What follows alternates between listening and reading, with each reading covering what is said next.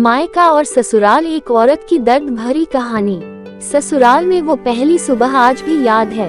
कितना हड़बड़ा के उठी थी, ये सोचते हुए कि देर हो गई है और सब ना जाने क्या सोचेंगे। एक रात ही तो नए घर में काटी है और इतना बदलाव, जैसे आकाश में उड़ती चिड़िया को किसी ने सोने के मोतियों का लालच देकर पिंजरे में बंद कर दिया हो। शुरू के कुछ दिन तो यूं ही गुजर गए। हम घूमने बाहर चले गए। जब वापस आए तो सासू माँ की आंखों में खुशी तो थी, लेकिन बस अपने बेटे के लिए ही दिखी मुझे। सोचा शायद नया नया रिश्ता है, एक दूसरे को समझते देर लगेगी, लेकिन समय ने जल्दी ही एहसास करा दिया कि मैं यहाँ बहू हूँ। जैसे चाहूँ वैसे नहीं रह सकती। कुछ कायदा मर्यादा है जिनका पालन मुझे करना होगा।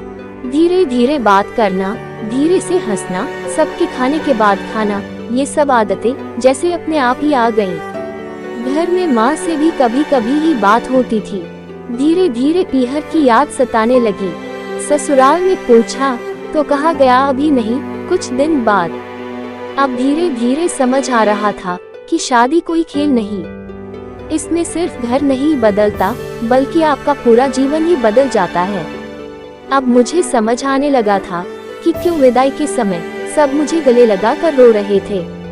असल में मुझसे दूर होने का एहसास तो उन्हें हो ही रहा था, लेकिन एक और बात थी जो उन्हें अंदर ही अंदर परेशान कर रही थी कि जिस सच से उन्होंने मुझे इतने साल दूर रखा, अब वो मेरे सामने जिस पति ने कुछ दिन पहले ही मेरे माता पिता से ये कहा था कि पास ही तो है, कभी भी आ जाएगी, उनके भी सुर बदले हुए थे। आप कभी भी उठ के अपने पीहर नहीं जा सकते, यहाँ तक कि कभी याद आए तो आपके पीहर वाले भी बिन पूछे नहीं आ सकते। पीहर का वो अल्हड़पन, वो बेबाक हंसना, वो झूठे मुंह रसोई में कुछ भी छू लेना, जब मन चाहे तब उठना, सोना, नहाना, सब बस अब यादें ही रह जाती हैं।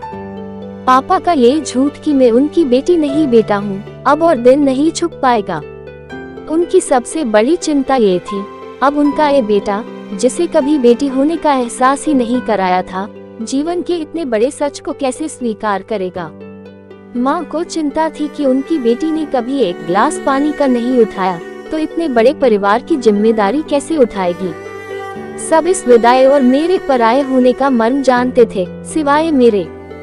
इसलिए सब ऐसे रो रहे थे जैसे मैं डोली में नहीं, अर्थी में जा रही हूँ। आज मुझे समझ आया कि उनका रोना गलत नहीं था। हमारे समाज का नियम ही ये है, एक बार बेटी डोली में विदा हुई तो फिर वो बस मेहमान ही होती है घर की। फिर कोई चाहे कितना ही क्यों न कह ले कि ये घर आज भी उसका है, सच तो ये है कि अब वो कभी भी यूं ही अपने उस घर, जिसे मायका कहते हैं, नहीं आ सकती। हजारों समस्याओं और परेशानी आने पर भी उसी को हल करना है हंसते हुए, गम छुपाते हुए। क्या ये तपस्या से कम नहीं है? अनजान जगह को सुधार कर अच्छा बनाने का काम करना। क्यों एक सास कभी माँ नहीं बन सकती और एक बहू बेटी? क्या कहेंगे आप? ऐसी ही और वीडियो के लिए वीडियो को लाइक करें और चैनल को सब्सक्राइब करें और एक प्यारा सा कमेंट करें। धन्यवाद।